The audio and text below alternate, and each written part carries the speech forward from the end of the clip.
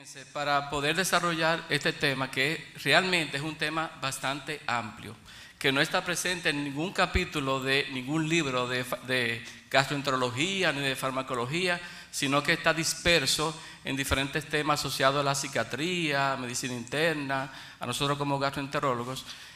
Yo me he planteado dos preguntas para desarrollar el tema. Una de esas preguntas es, ¿por qué es tan importante hablar sobre psicofármacos en gastroenterología? ¿Cuál es la importancia del tema de la psicofarmacología en nuestro contexto de gastroenterología? Y a la vez también, ¿para qué nos puede servir tener una aproximación al mecanismo de acción de los psicofármacos? Bien, fíjense que cuando nosotros estamos en la consulta, recibimos pacientes que ya están diagnosticados con alguna entidad psiquiátrica, algún trastorno mental, y muchas veces estos pacientes hasta ocultan el diagnóstico por esa estigmatización que ocurre en la sociedad con estos diagnósticos. Hay pacientes que nos dicen, doctor, si me va a referir, por favor, que sea en San Pedro, que sea en Santo Domingo, porque usted sabe cómo son la gente de aquí. Entonces, siempre hay cierto estigma social en torno a estos temas de salud mental, ¿verdad? Entonces, los pacientes acuden ya con algún antecedente de morbilidad, de problemas mentales o de trastornos psiquiátricos o alguna sintomatología asociada y que muchas veces ocultan. Y a veces tenemos que sacar la información de los medicamentos que están utilizando, que ya corresponde a psicofármacos. Es importante conocer en el historial medicamentoso cuáles son los medicamentos que están utilizando, para así correlacionarlo con algún efecto secundario que ellos puedan estar presentando, que sea un motivo por el cual acuden a nuestras consultas. Es decir, hay muchos efectos secundarios al uso de psicofármacos que está relacionado y que son motivo de consulta a nosotros como tal. Entonces, por otro lado, también es importante conocer sobre psicofármacos porque es una herramienta terapéutica. A pesar de que los psiquiatras son los especialistas encargados de manejar principalmente los psicofármacos, pues nosotros podemos hacer uso de estas herramientas terapéuticas en nuestros pacientes. Tomar en cuenta que el mecanismo de acción de los psicofármacos es importante conocerlo porque de ahí podemos deducir cuáles son sus propiedades terapéuticas, para qué sirven, para qué pueden ser útiles, ¿verdad? Y comprendiendo el mecanismo de acción de muchos psicofármacos, pudiéramos también deducir los efectos secundarios, lógicamente. Okay. También el conocimiento del mecanismo de acción de los psicofármacos nos va a servir para conocer las interacciones farmacológicas, o más bien emplear interacciones farmacológicas en beneficio de los pacientes o evitar esas interacciones farmacológicas. Por ejemplo, pacientes que puedan estar usando un inhibidor de la monoaminoxidasa que pues bien no debería recibir un inhibidor selectivo de recaptación de serotonina u otro tipo de fármaco que aumente la concentración de serotonina por el riesgo de un síndrome serotoninérgico. Entonces eso hay que tomarlo en cuenta, hay que tenerlo presente. Fíjense, esto tiene un puntero, tiene algo, bueno, acá sí. Fíjense, yo tomé esta imagen que es una especie de representación de las vías nerviosas implicadas en el procesamiento e integración de señales nociceptivas viscerales originadas en el tracto gastrointestinal. Este es un esquema bastante interesante, bastante bonito, que nos pudiera ser útil para uno entender parte de la sintomatología de los pacientes que acuden a nuestra consulta, los efectos que puedan tener los fármacos en lo que es los trastornos de la interacción cerebro-intestino. Fíjense que aquí hay vías aferentes viscerales que provienen primarias que provienen del tubo del tracto gastrointestinal. Entonces, esas vías aferentes primarias van a transcurrir, van a transitar conjuntamente con los nervios espinales, es de color verde, eso está aquí de color verde, conjuntamente con los nervios espinales hasta el asa dorsal de la médula espinal. Aquí hay una sinapsis, ocurre sinapsis, obviamente con ese sistema adrenérgico, y esto puede dar como reflejo alguna sintomatología autonómica simpática, por ejemplo. También hay vías aferentes que van a continuar a través del vago, a través del nervio vago, y que van a llevar esa información nociceptiva, visceral, hacia el tronco encefálico. Allá en el tronco encefálico, esos estímulos que son recibidos, pues pudieran ser modulados a través de las vías descendentes, principalmente asociados a la liberación de neurotransmisores como la noradrenalina, serotonina, dopamina y otros neurotransmisores. Ok, importante aquí este plexo entérico, lo que es aquí estas terminaciones nerviosas que ocurren a nivel de las paredes intestinales, en la que estos nervios, estas vías aferentes, van a atravesar todas las paredes del tubo digestivo, haciendo o comunicándose a través de los vasos sanguíneos, de todas las paredes con la mucosa. Y es importante en esta parte la relación con la serotonina, ya que sabemos que el sitio donde predomina la mayor cantidad de serotonina en todo el organismo se encuentra en el epitelio de la mucosa gastrointestinal como tal, en las células heterocromafines como tal. El 90-95% de toda la concentración de serotonina se encuentra a este nivel, y un 5% aproximadamente en el sistema nervioso central, en lo que es la sustancia negra a nivel mesencefálico. Y el resto, un 5% o menos quizás, en las plaquetas, la concentración a nivel plaquetaria. Bien, entonces todo esto se conjuga para modular lo que es la percepción visceral, la secreción y la motilidad intestinal. Y ahí pueden actuar entonces obviamente los psicofármacos. Bien, siguiendo estas vías, fíjense que esa percepción visceral que se va a comunicar a través de esa primera neurona sensitiva, cuyo cuerpo neuronal se encuentra en los ganglios de las raíces dorsales de la médula espinal, y que va a hacer sinapsis en el asta dorsal de la médula espinal, y ahí ocurre una neurotransmisión importante, una comunicación con la segunda neurona en el asta dorsal de la médula espinal. Ahí se va a liberar el glutamato, la sustancia P, el factor neurotrófico derivado del cerebro, entre otros mediadores asociados a la transmisión nociceptiva. Estas vías comienzan a ascender a través del fascículo espinotalámico, espinoreticular, hacia el tronco encefálico, a los ganglios de la base, hace comunicación con el tálamo. Obviamente hay un relevo, una sinapsis con el tálamo. A nivel talámico entonces ocurre una comunicación con la tercera neurona, y luego de ahí parten ya axones que se van a comunicar con una cuarta neurona, cuyo cuerpo neuronal se encuentra a nivel de la corteza parietal, principalmente en la circunvolución postcentral, donde se integra el dolor. Es muy importante también las vías descendentes en esa percepción visceral y en el dolor, en la que están involucrados diferentes núcleos en la modulación de las señales nociceptivas. Ahí va a ocurrir la liberación de noradrenalina, que es importante para mitigar el dolor, la liberación de serotonina, de dopamina, que incluso pudiera estar relacionado con alguna sintomatología, por ejemplo, las náuseas, los vómitos. Es decir, la liberación de dopamina pues obviamente se relaciona con la aparición de náuseas y vómitos, igualmente que la serotonina como tal. Bueno, continuamos. Fíjense que hay diferentes clases psicofarmacológicas que los psiquiatras hacen un uso de esto en sus pacientes. Fíjense que hay grupos psicofarmacológicos de tipo antidepresivos y una gran variedad inmensa de grupos. Los antipsicóticos, que se clasifican en típicos y atípicos, estabilizadores del estado de ánimo, los eutimizantes, que se usan en el contexto de los pacientes con trastorno bipolar, con impulsividad y otras situaciones. Los hipnóticos benzodiazepínicos, no benzodiazepínicos como los fármacos Z, el solpidem, sopiclona, esopiclona, los psicoestimulantes de tipo anfetamínicos y otros que incluso en el contexto de gastroenterología pues bien se pudieran utilizar, los ansiolíticos, benzodiazepinas, antihistamínicos, los opioides. Bien, hay una terminología que ya bien ustedes saben que ha surgido desde hace pocos años, que es de cambiar el uso del término de psicofármaco por neuromodulador. Es decir, en gastroenterología, cuando empleamos un psicofármaco, pues estamos empleando un neuromodulador como tal.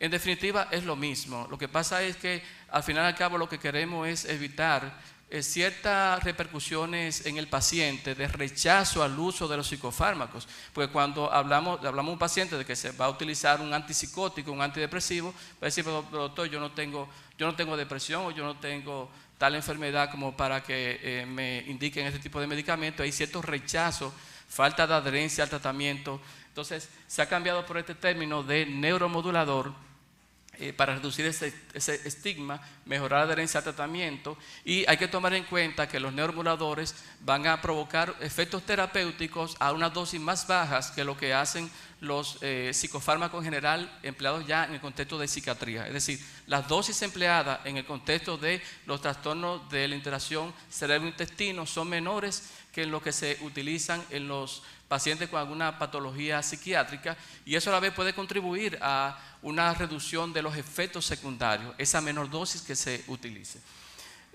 También hay que tomar en cuenta que muchos pacientes con TISI no cursan con diagnóstico psiquiátrico. Es decir, que tengamos un paciente con un trastorno de la interacción cerebro-intestino, pues obviamente no quiere insinuar de que siempre vaya a haber una patología psiquiátrica involucrada. Obviamente son pacientes que van a tener sintomatología asociada, porque son pacientes que van a tener manifestaciones crónicas, van a tener dolor, cambio de los hábitos intestinales, van a tener problemas del sueño. Pues obviamente eso va a repercutir negativamente en estos pacientes.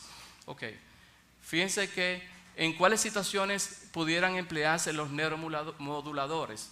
Bien, yo traté de revisar algunos artículos, algunas guías en las que pudieran emplearse psicofármacos en el contexto de gastroenterología, y realmente, para serles sincero, realmente la mayor aplicación que pudieran tener los psicofármacos ya como neuromoduladores es en el contexto de los trastornos de la interacción del eje cerebro-intestino. Es decir, juegan un papel protagónico en este sentido.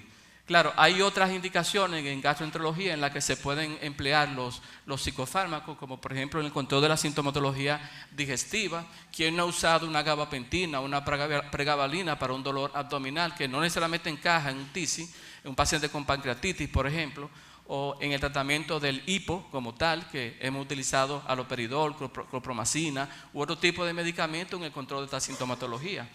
En el prurito, el uso de antihistamínicos de primera generación como la hidroxicina, que tiene un efecto psicotrópico, obviamente, tiene un efecto sedante, incluso hipnótico. También el síndrome de abstinencia al alcohol, en la que realmente podemos recibir pacientes que están bajo internamiento que pueden presentar ahí un síndrome de abstinencia al alcohol, lógicamente.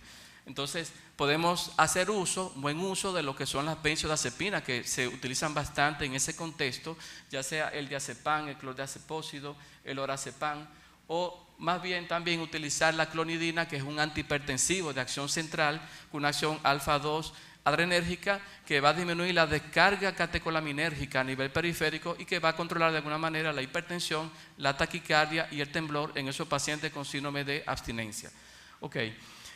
Obviamente ya conocemos el uso del midazolam en los procedimientos endoscópicos. El midazolam, que se utiliza bastante, que es una benzodiazepina que tiene una acción agonista, vamos a decir que es un agonista alostérico de receptores GABA-A, va a hiperpolarizar la membrana, provoca sedación y va a provocar un efecto sedante, ansiolítico y más bien amnésico, que es lo que queremos también en esos pacientes a los que se les realiza una endoscopía digestiva alta, que los pacientes refieren que no recuerdan nada de lo que haya pasado. Y en el contexto también encontré que los psicofármacos se pueden utilizar en el contexto del tratamiento de la obesidad. Fíjense algunas alternativas que están aprobadas por la FDA, donde se combina la fentermina más topiramato de liberación prolongada, naltrexona y el bupropión también. En este contexto del tratamiento de la obesidad, el uso de psicofármacos como tal, fíjense que estos medicamentos están aprobados básicamente en el contexto de un paciente que tiene un índice de masa corporal de más de 30, por encima de 30 kilogramos por metro cuadrado. Y también está aprobado en aquellos pacientes que tienen un índice de masa corporal igual o mayor a 27 kilogramos por metro cuadrado, asociado a un factor de riesgo cardiovascular como la dislipidemia, diabetes, hipertensión. De tal manera que podemos emplear estos medicamentos a sabiendas que algunos de ellos, como por ejemplo la fentermina, genera un potencial de abuso. La fentermina es un anfetamínico como tal y es un medicamento de uso controlado, pertenece a la categoría 4, conjuntamente con la benzodiazepina, lógicamente. Fíjense aquí la combinación fentermina-topiramato.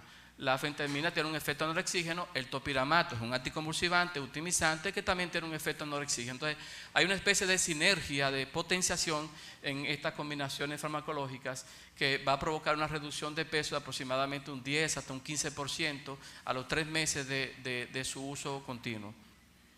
Tomar en cuenta también el uso de la naltrexona como antagonista opioide, opiáceo, y el uso de bupropión, que es un antagonista de la recaptación de dopamina, noradrenalina, y que va a provocar también una reducción de peso a través de un efecto anorexígeno y que pudiera ser útil en aquellos pacientes que van a bajar de peso y que tienen algún trastorno asociado con el tabaquismo. Porque ya sabemos que el bupropión es un antidepresivo que se utiliza en la deshabituación tabáquica como tal. Entonces sería útil en estos pacientes. Perdón, ¿qué tiempo llevo? Porque el tema es muy ok. El tema es muy bonito y muy extenso, entonces no quiero también abusar del tiempo. Miren, entonces ya les comenté que la mayor indicación de los psicofármacos en gastroenterología corresponde al tratamiento de las patologías del eje cerebro-intestino. Entonces, ¿de qué manera, por cuáles vías los psicofármacos, dígase los neuromoduladores, pudieran ayudar a esos pacientes con tisis? Bueno, por múltiples maneras. Uno de ellos puede ser en el tratamiento de la sintomatología psicológica. Ya dijimos, son pacientes que son crónicos, van a tener dolor, van a tener situaciones que le va a repercutir, va a provocar hipervigilancia. Fíjense, hay una sobreatención sobre esa sintomatología, en esa hipervigilancia. Son pacientes que van a presentar catastrofización de sus síntomas, es decir, van a irse al lado negativo de lo que le está ocurriendo y siempre van a pensar que puede ser un cáncer, que puede ser alguna patología incurable. Son pacientes que han recorrido varios médicos, varios especialistas y no han dado con el diagnóstico, no le han aclarado específicamente qué es lo que tienen. Entonces, obviamente hay cierta aprensión, angustia en estos pacientes, algo muy, muy lógico. Tratamiento de la comorbilidad psiquiátrica. Bueno, hay una proporción de estos pacientes que lógicamente van a presentar algún trastorno de ansiedad, algún trastorno depresivo mayor, y entonces es importante siempre estar atento a los pacientes en ese abordaje biopsicosocial, es decir, no enfocarnos en la vesícula, en ese cálculo que tiene el paciente en la vesícula, en la pancreatitis, en el Helicobacter pylori, sino ver al paciente en todo su contexto, en el contexto biopsicosocial. Y por eso estamos aquí nosotros, ¿verdad? Para darle importancia también a esta parte mental, psicológica, que a veces nos cuesta como afrontar en los pacientes. Entonces, miren, también, bueno, en este caso de la comorbilidad psiquiátrica es importante destacar que, como les dije ahorita, no somos psiquiatras. No somos psiquiatras. No tenemos un entrenamiento tan profundo, tan extenso, experiencias, para manejar varias interacciones de psicofármacos, para manejar patologías psiquiátricas. Hay que dejar este tema a la parte de psiquiatría. Hay que referir los pacientes al psiquiatra y al psicólogo para un manejo conjunto. Y últimamente, fíjense el auge que ha tenido la neurogastroenterología últimamente. Que yo sé que aquí hay excelentes neurogastroenterólogos que están aquí presentes, y entonces también podemos hacer uso, podemos referir a esos pacientes a neurogastroenterólogos que tienen también una amplia experiencia en el manejo de los TISI como tal, ¿verdad? Pero obviamente nosotros como gastroenterólogos también podemos emplear estas herramientas. Podemos emplear los neuromoduladores para la reducción del dolor visceral y las náuseas. Claro, sabemos que los neuromoduladores provocan efectos secundarios a nivel digestivo, y uno de los principales son las náuseas y los vómitos, además de los cambios en el patrón evocatorio, principalmente las náuseas, que es lo más común.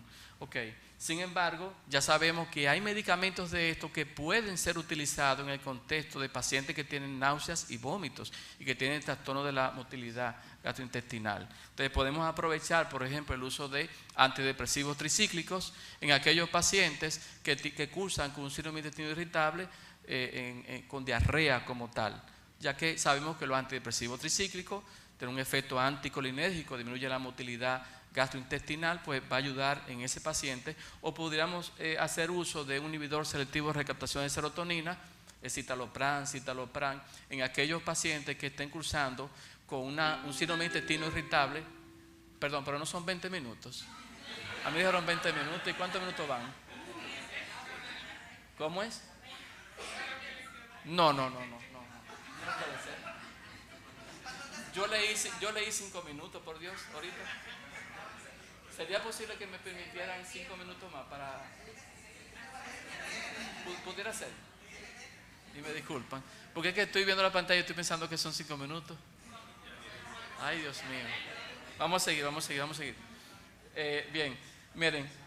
Y también los efectos a largo plazo en la neurogénesis. Es decir, que a raíz del factor neurotrófico derivado del cerebro, se estimula la neuroplasticidad, neurogénesis también en los pacientes.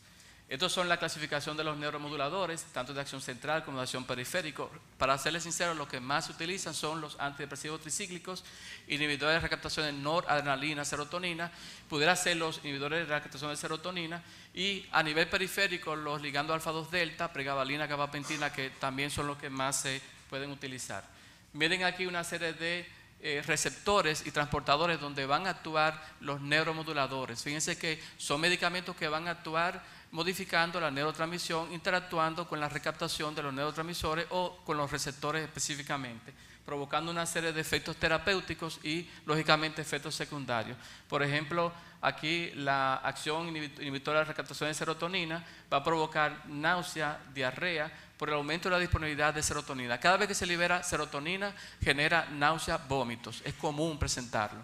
Y en aquellos pacientes que tienen un antagonista, en la que se utiliza un fármaco antagonista dopaminérgico de tipo D2, como por ejemplo los antipsicóticos que tienen este efecto, van a provocar un efecto antiemético. Eso conlleva un efecto terapéutico antinauseoso, antiemético. Con los efectos secundarios relacionados con síntomas extrapiramidales y la galactorrea. Estos son otros receptores donde actúan los neuromoduladores, provocando sus efectos terapéuticos, sus propiedades terapéuticas. Aquí algunos ejemplos de los fármacos que pueden afectar estos receptores, ya siendo agonistas o antagonistas. Fíjense, por ejemplo, la acción antagonista sobre receptores de hidroxitriptamina tipo T puede provocar un efecto antinauseoso, antiemético, analgésico, y miren el uso de la mirtazapina y la olanzapina en este contexto.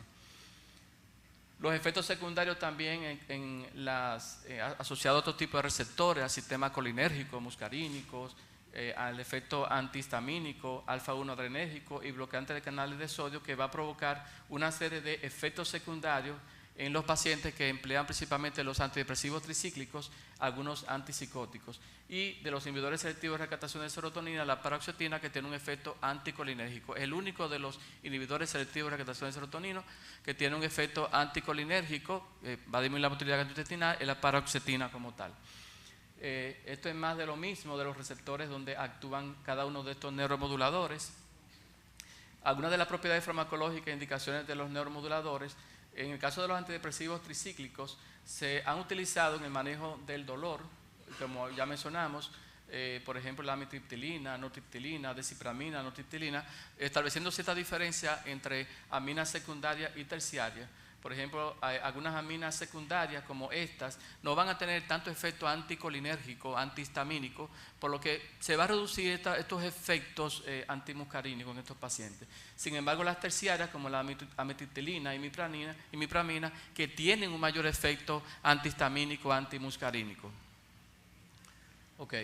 Entonces, miren acá los antidepresivos tricíclicos en la que tiene un efecto analgésico visceral, disminuye la motilidad y la secreción gastrointestinal, por lo tanto se utiliza en el contexto del dolor y asociados también a diarrea porque disminuye la motilidad intestinal.